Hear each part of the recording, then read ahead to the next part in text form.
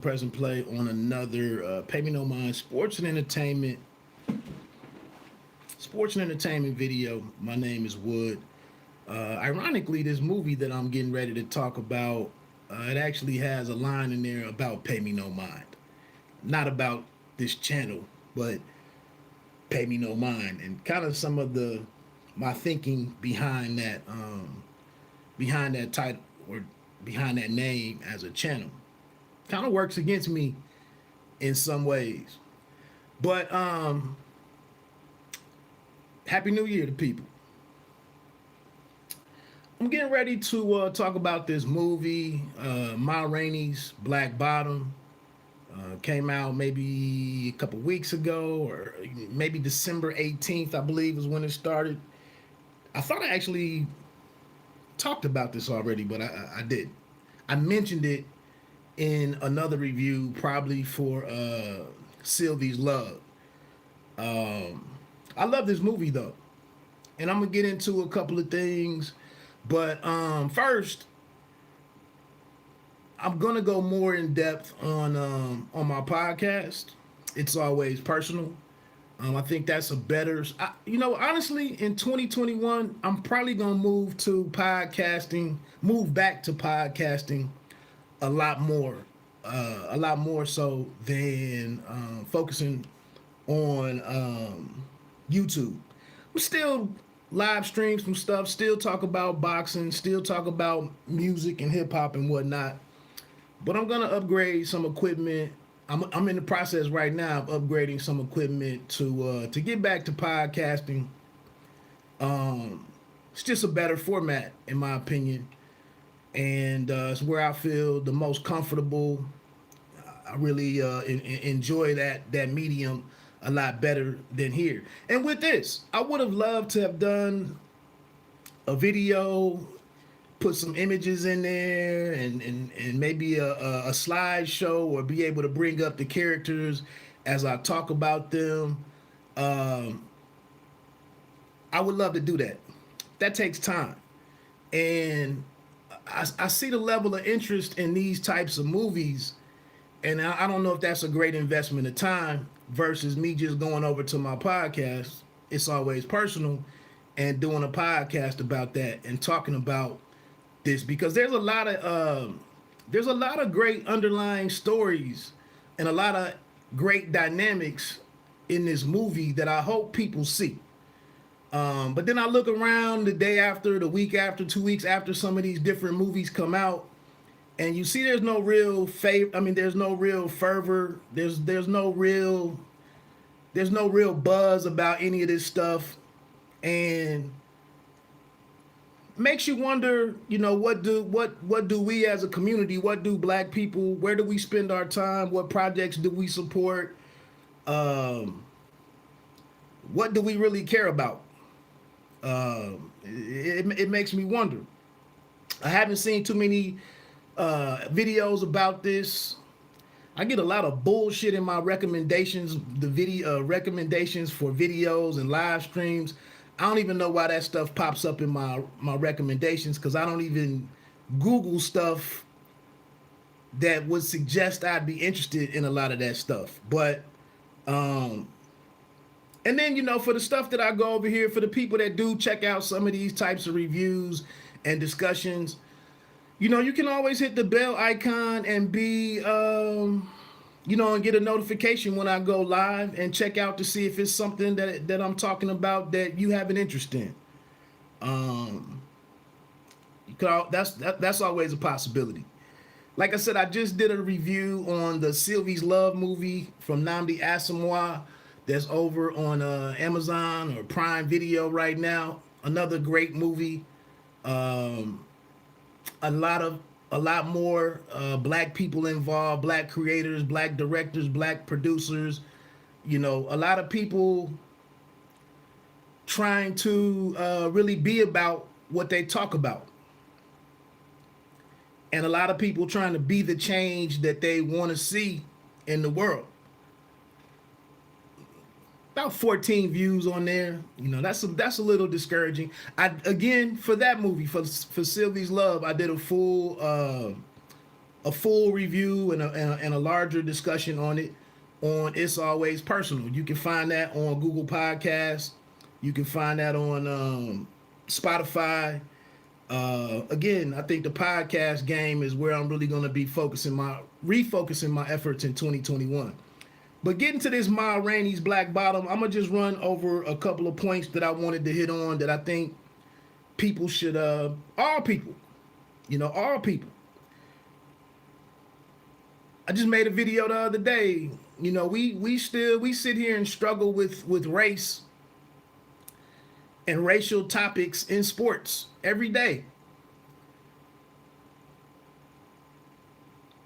And you got people, I don't really want to go into it, but watching something like Ma Rainey, for all people, it helps to understand some of the lingering things that and challenges and the division, some of the same mindsets. This play was from the 1920s. I was listening to some I saw a couple of live streams, was in a couple of discussions, was in a couple of chats just this week with some of the same clashes between brothers and sisters, mainly between brothers. Same shit that played out in this movie right here with these characters. So anyway, let me get to it, man. Like I said, for a larger discussion, check out the It's Always Personal podcast. We'll dig into this a lot more. There's this African proverb, at least that's what Google says. If you want to go fast, go alone. If you want to go far, go together. And that's kind of what's at the crux of this movie right here.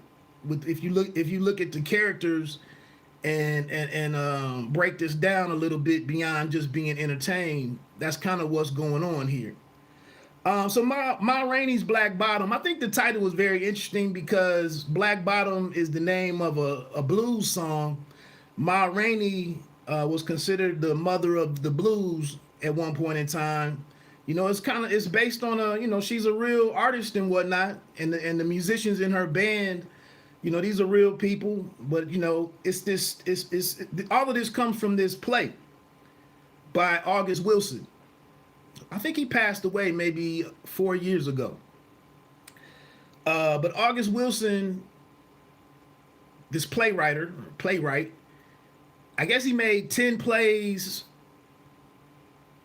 covering a decade through the 1900s. He also wrote Fences. Again, I was all excited about Fences. I didn't really see a lot of brothers really yelling about Troy Mason from Fences and Denzel Washington. I don't really see a lot of fervor about Fences. So we didn't F with Fences on a large scale. Okay. But Denzel Washington, he's worked with the August Wilson estate. Wilson was a 2-time Pulitzer winner, I believe. But he wrote these plays to represent each decade and to tell this story to be reflective of like what was going on in that decade. So this one is from the 1920s. I don't know. I can't remember what decade Fences covered, but I might go back and check that out before I talk about it on the podcast.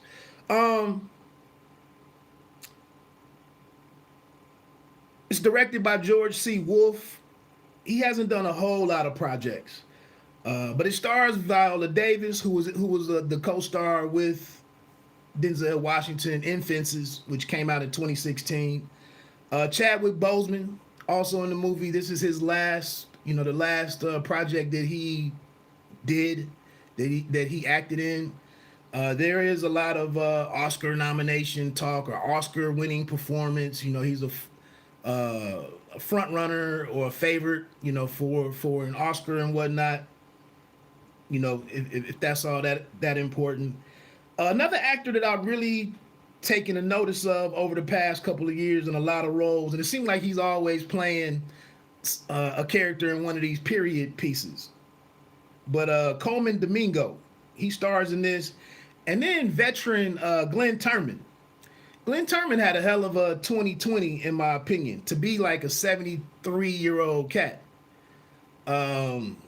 You know, Turman was back in A Different World. He was also in, for me, you know, he was in Cooley High with Cochise and Preacher. And he was also in The Wire, like season 3. I think season 3 and 4 of The Wire, maybe. But he had a hell of a 2020. But getting back to this, so right now on Rotten Tomatoes, it's like at 99%, which is very dope for the critic scores. It's at 80% for the audience scores. I think that's very low. I do. I think this is like right around 95, 93 for me personally. And then on IMDb, out of 10 stars right now, it's at 7.2. I think that's really low as well.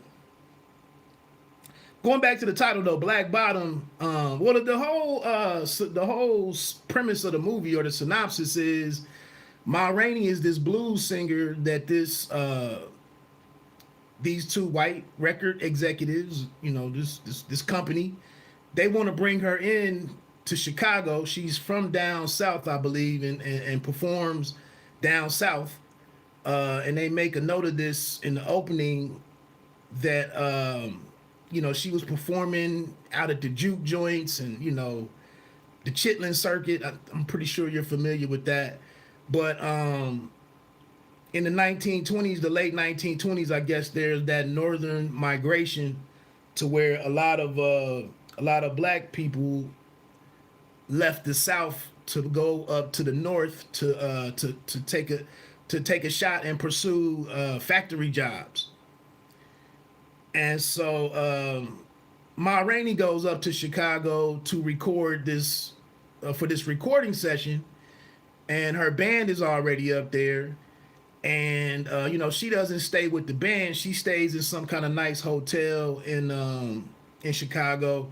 And it's almost like they make an effort to show that with her from being from down south, like she really clashes with the blacks in Chicago and the urban folks, the city folks.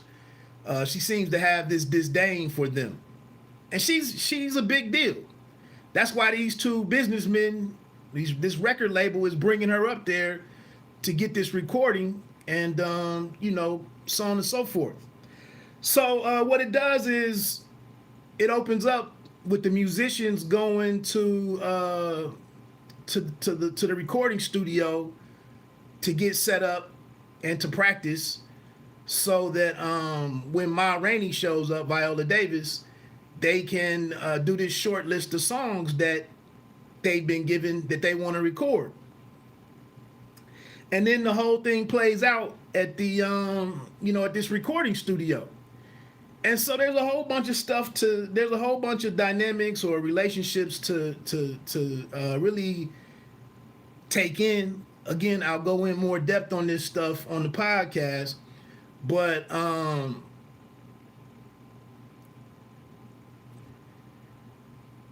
the interesting thing with the two white characters, one of them is named Mr. Sturdivant.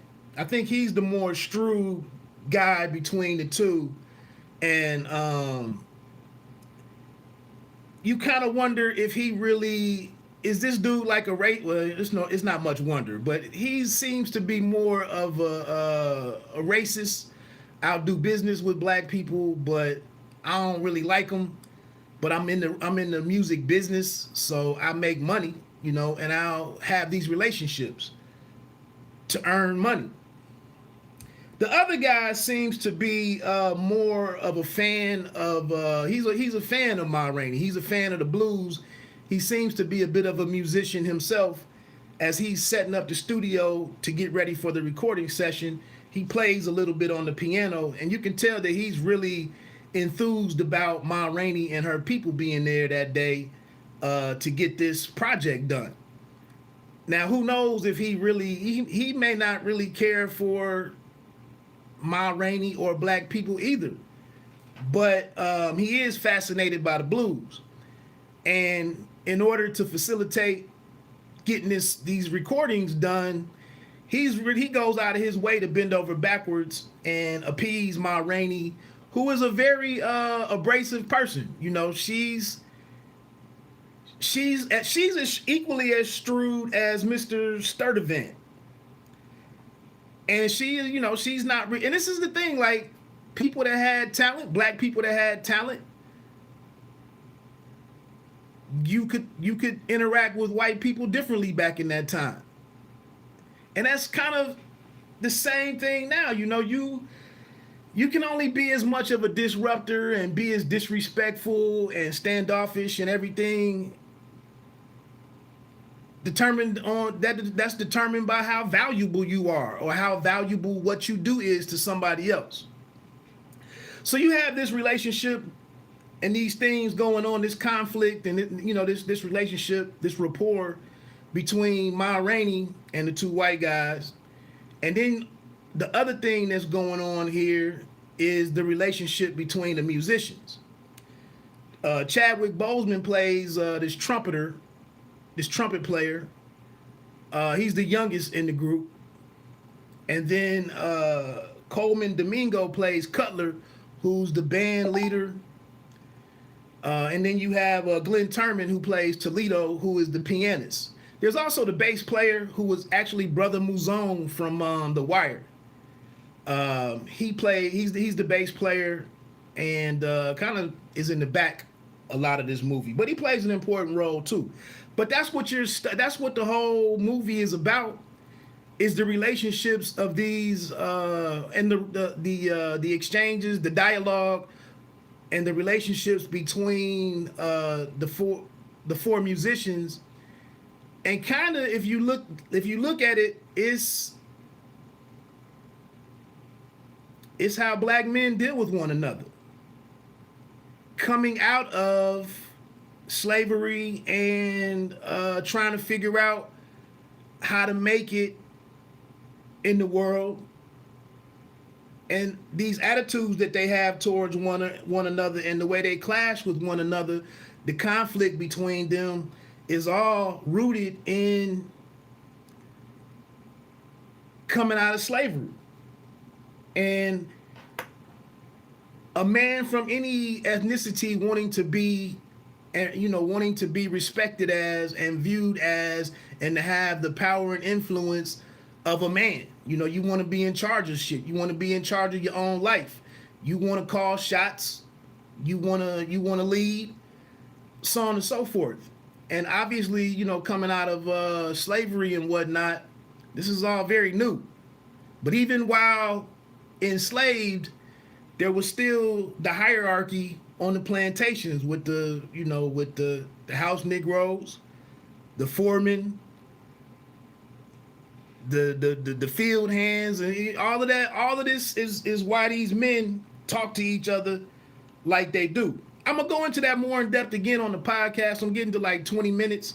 I know people only watch this shit for like 30 seconds. So, I'm already putting a lot of stuff out here that nobody gives a shit about. So really quickly, man, Viola Davis, like I said, she's the big deal, and they're all there to Terry Smoot Jr., what's good, bro? I don't know what the eyes mean, but what's up to you? Happy New Year. So just looking at Viola Davis, I don't even want to get into her. She is what she is. The only thing that I bring it up here is they allude to the fact that her character is gay. I have no problem with that. I don't have no beef with the LGBTQ community, whatever. My only question is, I have to wonder, is that a way for appreciate it. I have to wonder if that's the only way some of these movies get the money to be made, is if you include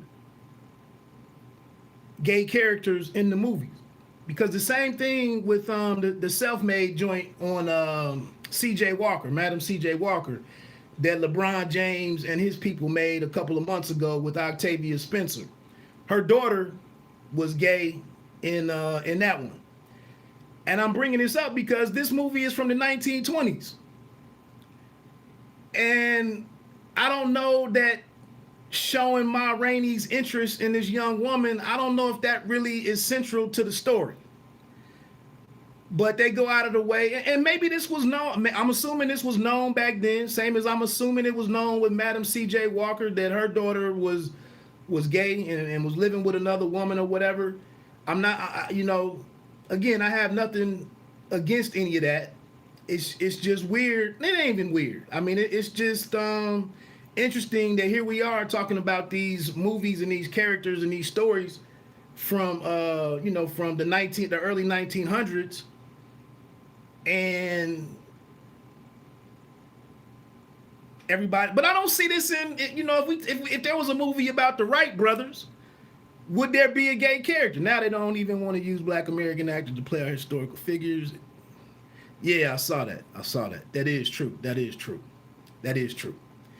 But you know what, man? If you watch a lot of the streaming stuff right now, a lot of these characters are Canadian. A lot of these actors are actually Canadian. Even in the mainstream movies, a lot of these actors are Canadian and English right now, if you go look at it.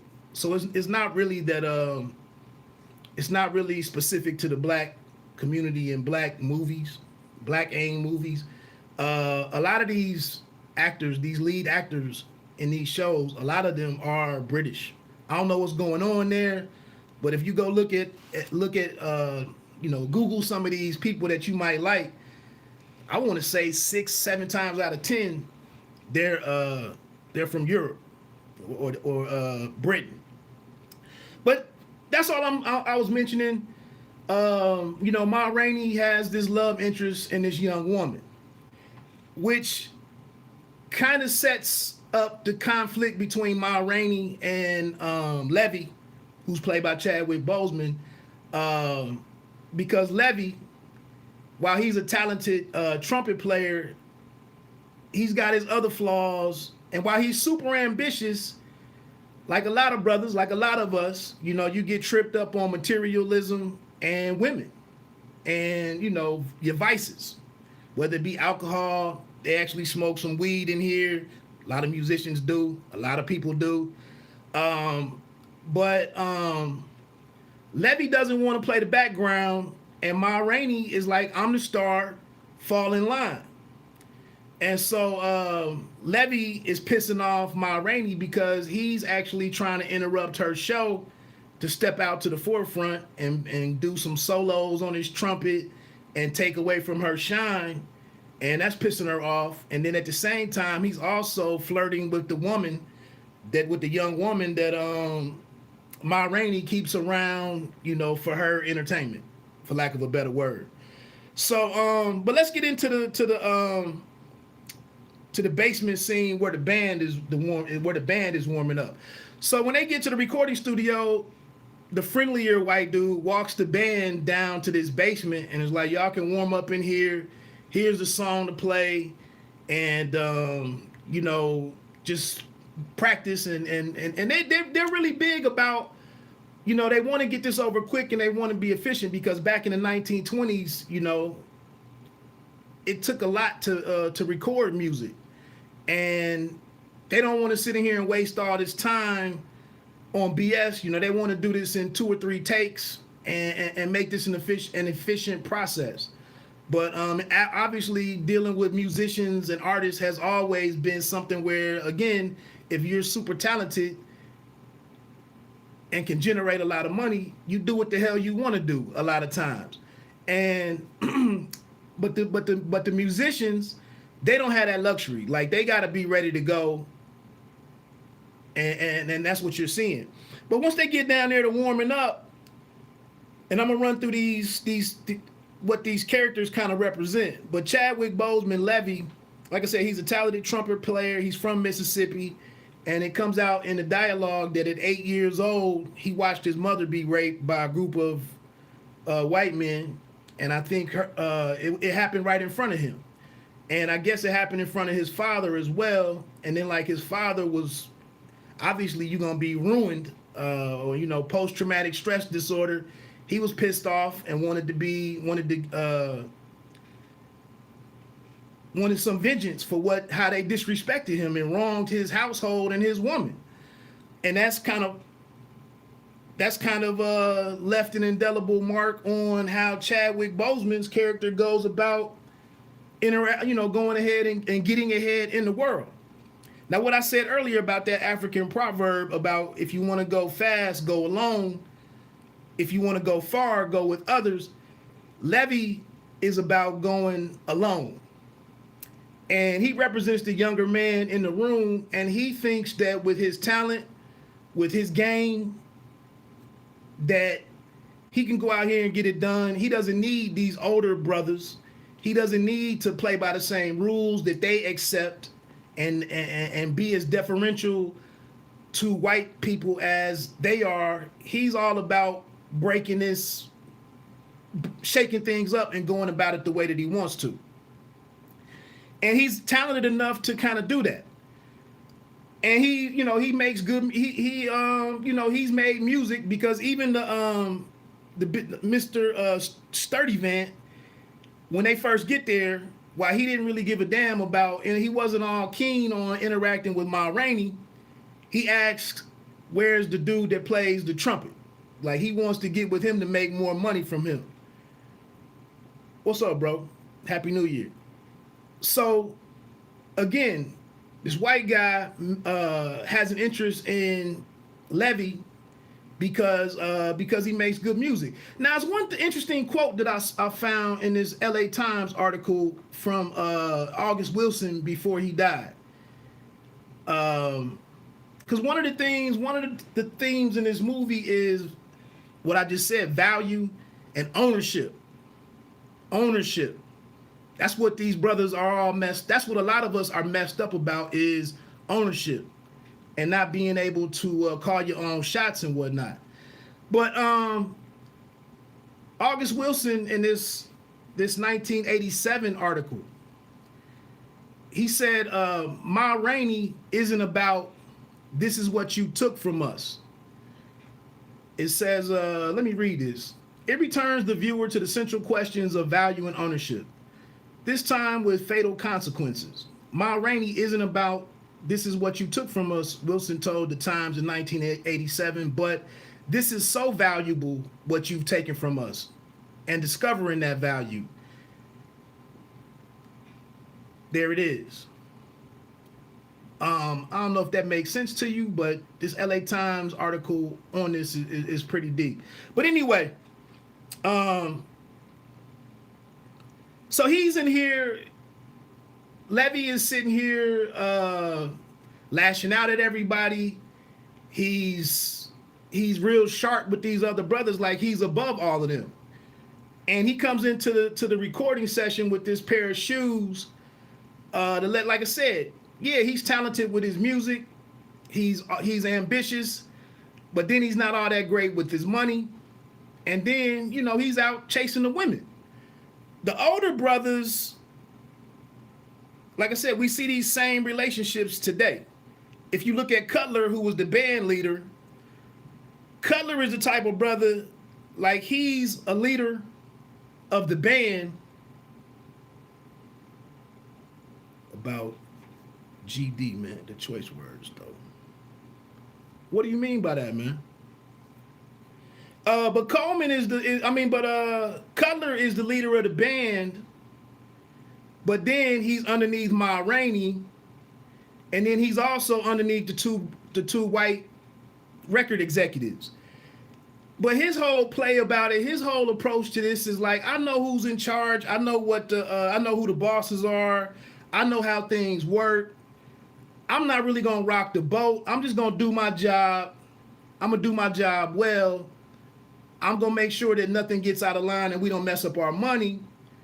And then when I get back to my home, that's when I can be my own man.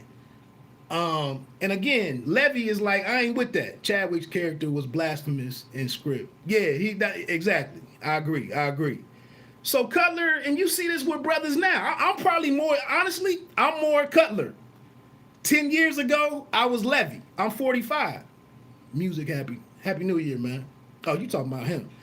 So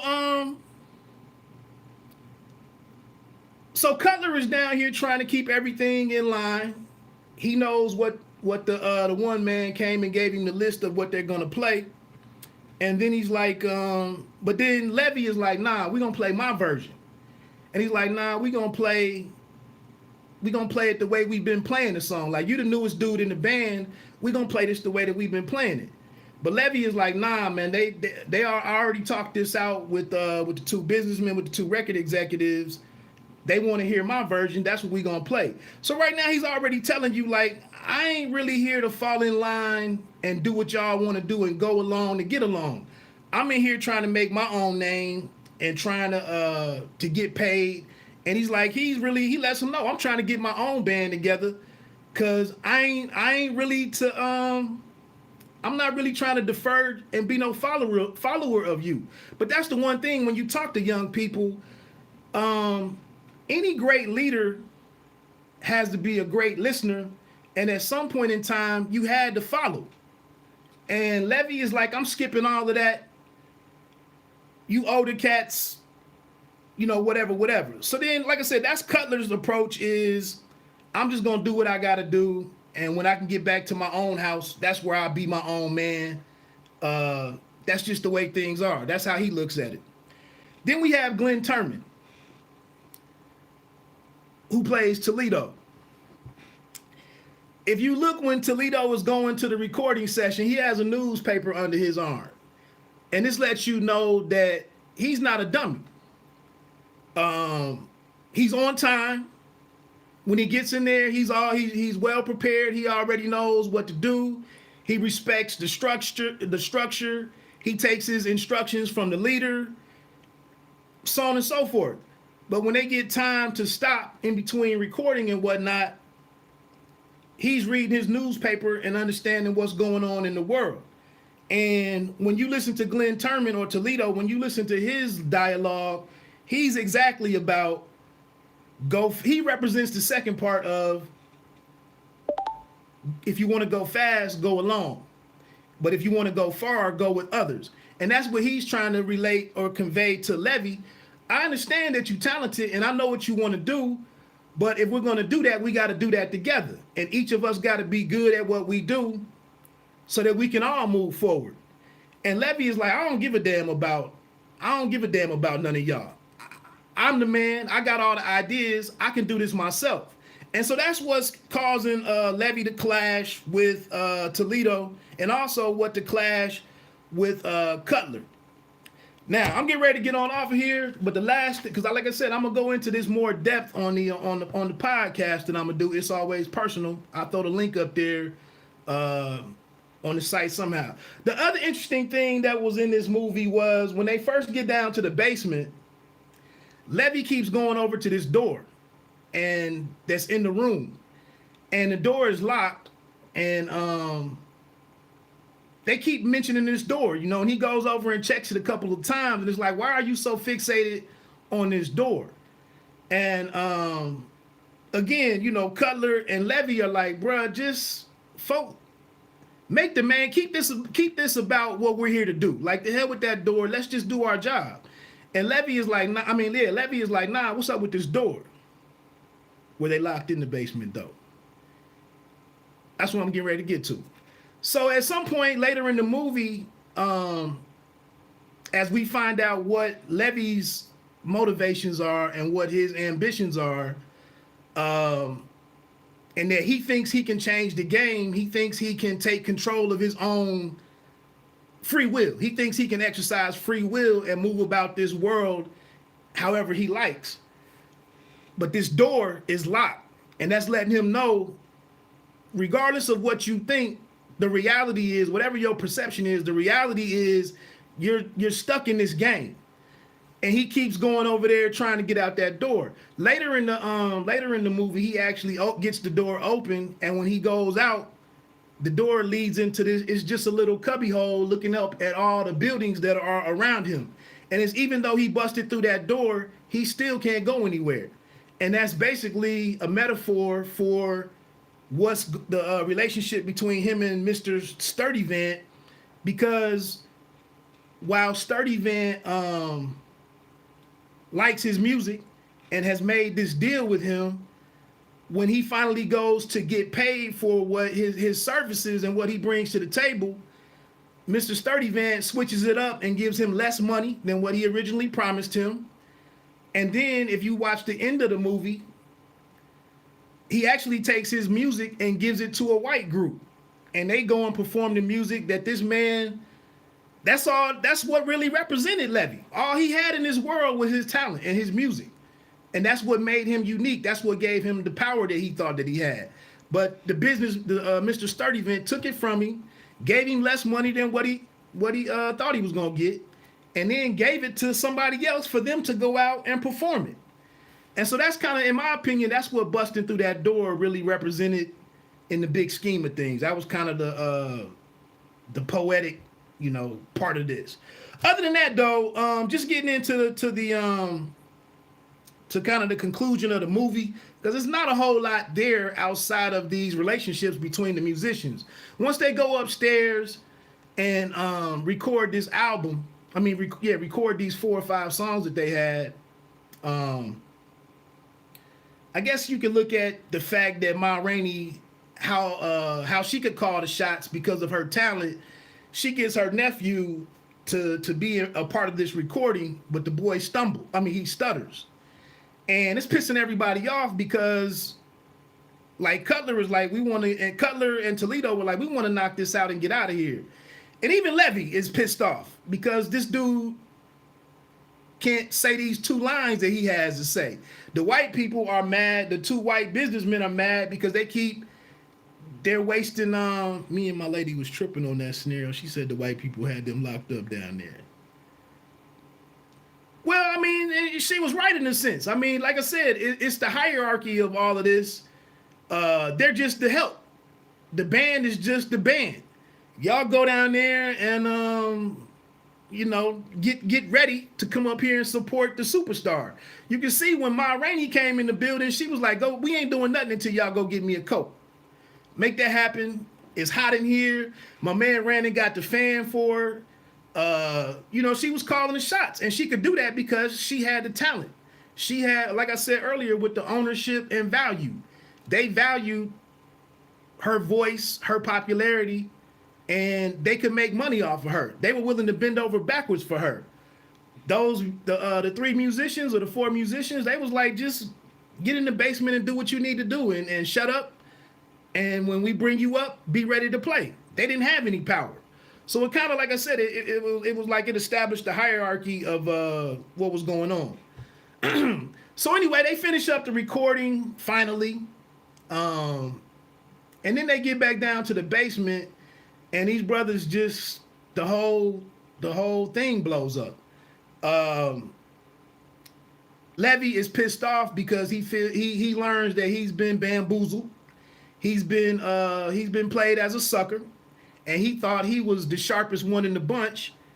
And he realizes that Cutler and Toledo were right. And Toledo steps on his brand new shoes that he was so proud. See, he has all these material things, and his talent, that's what represents him as a man.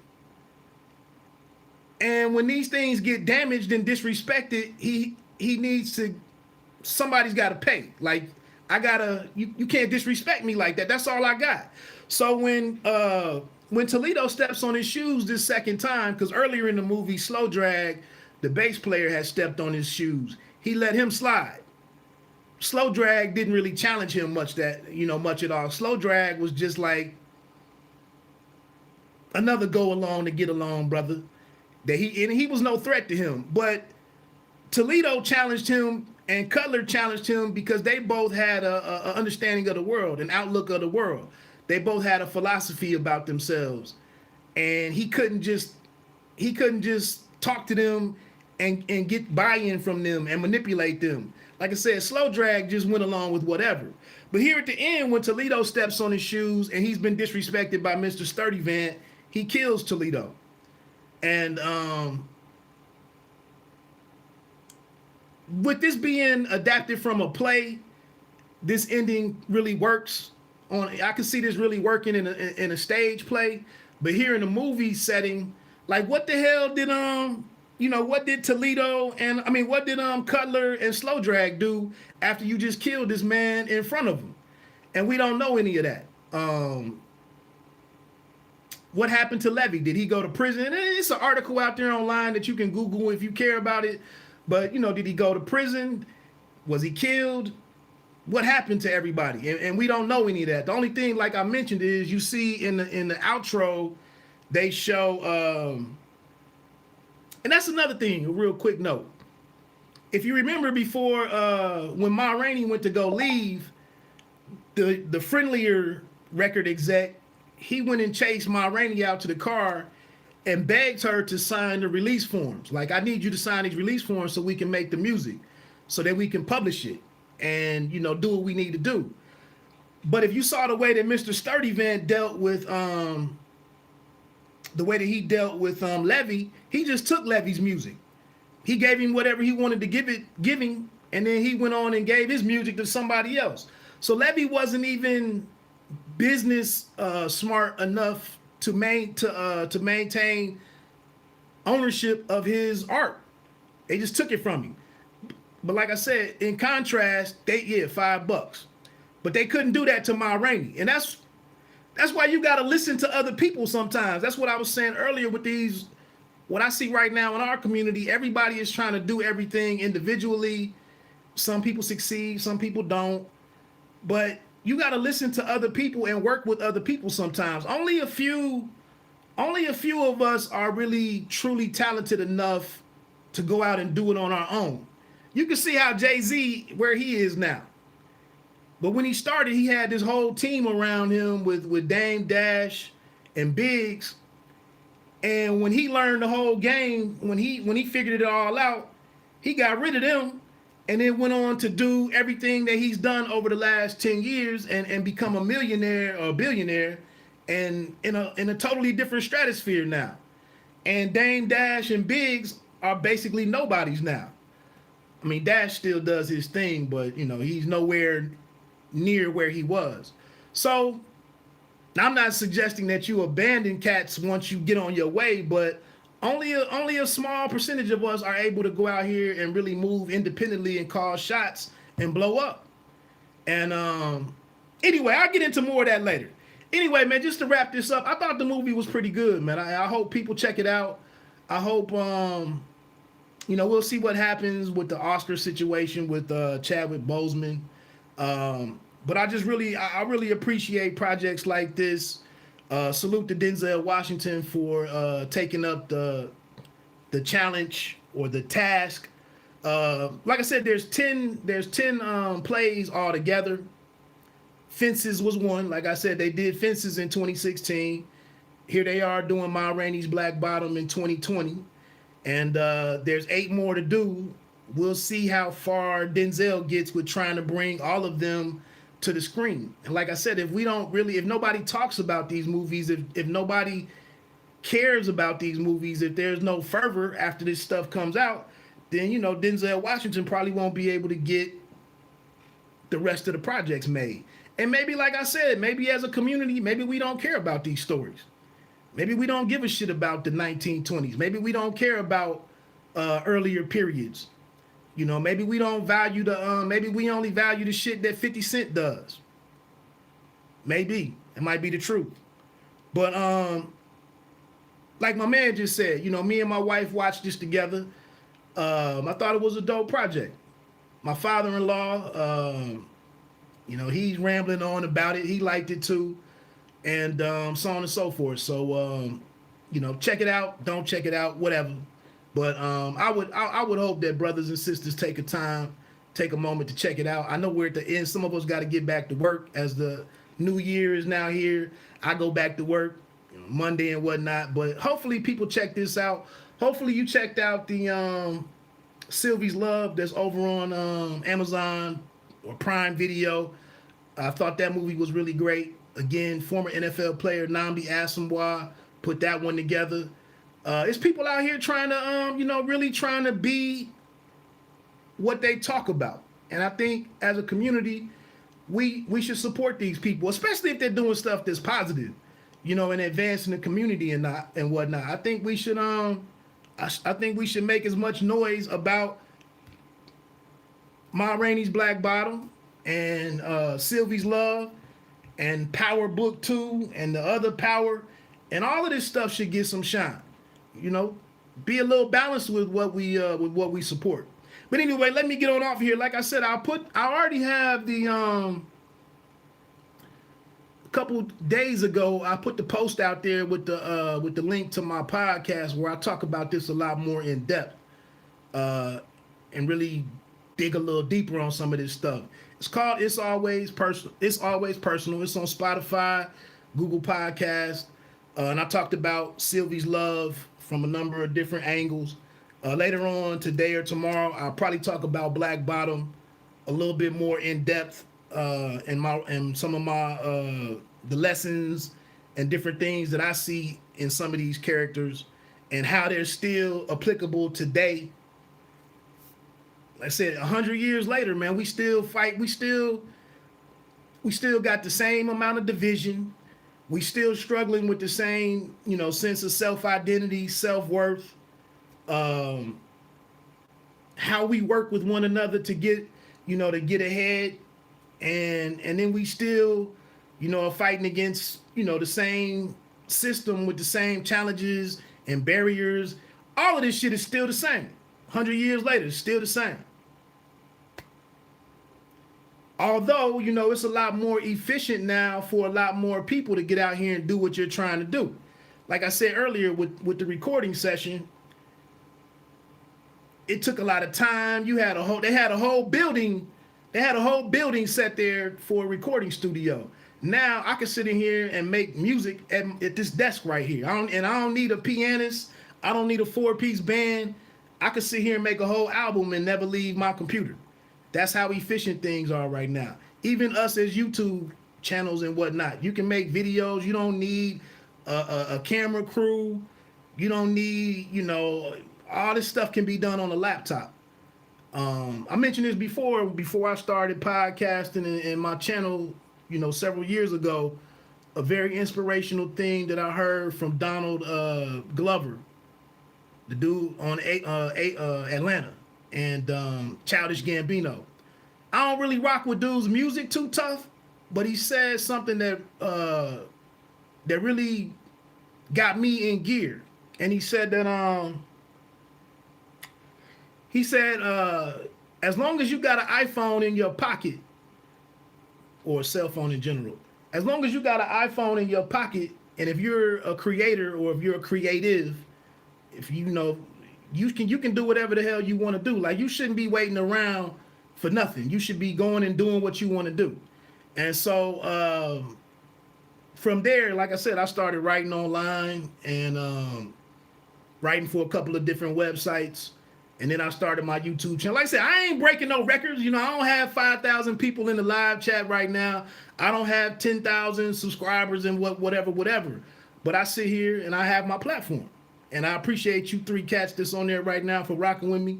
Happy New Year to all of y'all. Like I said, if you do want to check out more, check in some of the links, and you can find It's Always Personal podcast, things that I really don't get into on this forum, on this platform. I do talk about those things over there. I think that's a much better forum, to discuss different things. Plus, audio only podcasts are more portable. If somebody is listening on a cell phone, you got to have this video open to watch this. You can't I think you can download some of these YouTube videos before you get away from Wi-Fi. But like I said, with the podcast format, it's more friendlier on your cell phone battery, and it's portable. So I talk about stuff. I do different things over there. But anyway, let me get on out of here, man. Get ready for these football games today. Enjoy your time with your family today. Like I said, a happy New Year again. You know, we right back to the grind. You know, come Monday, I've been off for a week and a half, and I'm feeling like Cutler right now. I got to go back in Monday morning and fall in line, and you know, put my dreams to the side where I've been doing me for the past week. Now I got to go back and get him what I got to get him. Anyway, I'm out of here. Peace.